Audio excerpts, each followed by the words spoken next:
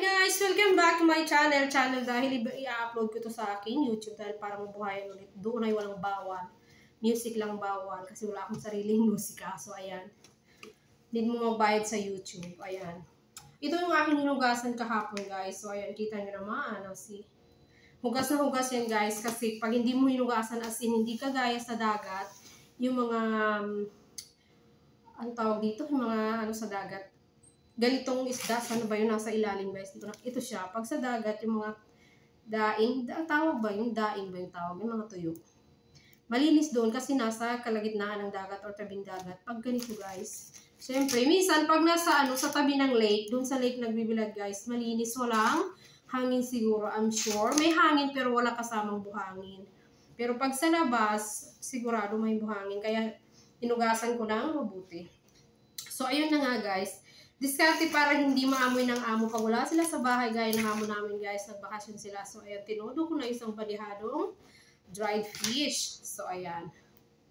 Want to sawa ka, pero ingat lang din, huwag araw-arawin. Baka tubuo tayo ng UTI na wala naman pala tayong UTI. So care lang tayo sa maalat. Kahit ilang taong tayong hindi nakakain ng tuyo, ingatan pa rin natin ang sarili natin. Ako kasi more than 6 years hindi ako nakakain ng ganito.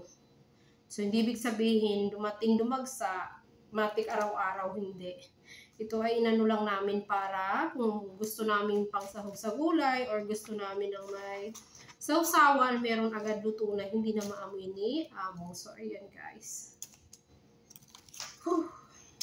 So, hindi maamoy yung bahay kasi may kandila. Na, bago ako nagprito guys, sinindihan ko na, wait lang, ipakita ko sa inyo. So, ayan guys, huwag lang matapon. Yan siya guys, sinindihan ko yan bago ako nagprito para hindi maamoy. So, ngayon guys, wala nang amoy yung kundi yung nasa harap mo na lang guys. Diskarte yan, pag nagprito kayo or whatever, itong unahin nyo, hindi yung after magluto, gaya ng amo namin, after niya magluto, saka siya nagsisindi ng ganito. Dapat pala kasabay. Ayan. So, yung amoy ng bahay, wala na. Ito na nga aamoy mo. So, yun lang guys. Thank you for watching.